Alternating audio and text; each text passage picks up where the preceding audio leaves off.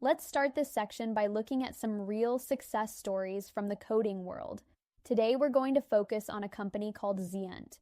It's a great example of how someone with a strong idea and the right skills can turn that idea into a successful tech business.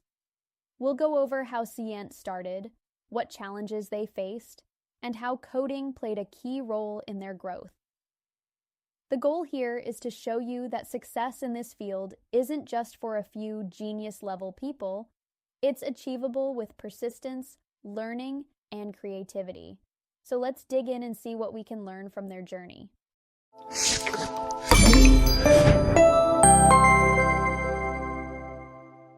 This training is part of the EU-funded Code4Future project. The project is coordinated by Xient GmbH in collaboration with L4Y Learning for Youth GmbH and Seyhan Danışment Gazi Anadolu Lisesi. Stay tuned for more coding content from this initiative. You can find more resources through the link provided in the description. This slide gives us a quick overview of what success looks like in the coding world. The tech industry is full of inspiring stories, whether it's a small team building a startup from scratch or an individual developer creating something unique that solves a real problem. These stories show that there isn't just one way to succeed. Some people go the business route and build companies. Others take a more personal path, maybe freelancing or creating open source projects that make a big impact. What they all have in common is creativity, problem solving, and the courage to try something new. So as we move forward, think about what success could look like for you, because it comes in many forms. Now, let's look at two well-known success stories that show how powerful coding and innovation can be when combined with a strong idea. First, Uber. Uber was founded in 2009 and completely changed how people get around in cities. They built a ride-hailing app that uses location services and real-time communication, making it easy to connect riders with drivers instantly. The big success factors here were an efficient, easy-to-use app and a system that could grow quickly as demand increased. Next is Stripe. Stripe launched in 2010 and tackled a big challenge in the tech world: online payments. They created a platform with simple tools called APIs that developers could easily plug into their websites or apps. What made Stripe successful was its reliability and ability to scale for businesses of all sizes. Both companies started with a clear problem and used smart software solutions to solve it.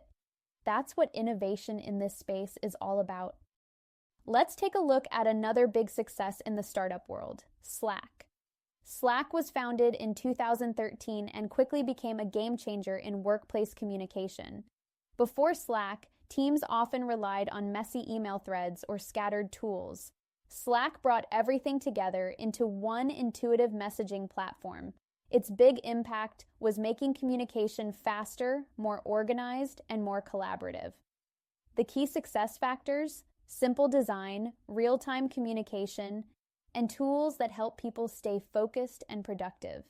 Slack shows us how solving everyday problems, like how teams talk to each other, can lead to major innovation. Now let's shift our focus to individual developers who've made a big impact in the tech world. First, Linus Torvalds. He created the Linux kernel, which is at the heart of many operating systems today. His work didn't just shape technology, it sparked the global open source movement, encouraging people to share code and build together. Next, Hadi Hariri. He's known for being a strong advocate of the Kotlin programming language. Thanks to his efforts, Kotlin became much more popular and widely used, especially in Android development. And finally, Sarah Drasner. She's a web development expert with a focus on animation. Her tutorials, articles, and open source work have helped countless developers learn, grow, and create beautiful web experiences.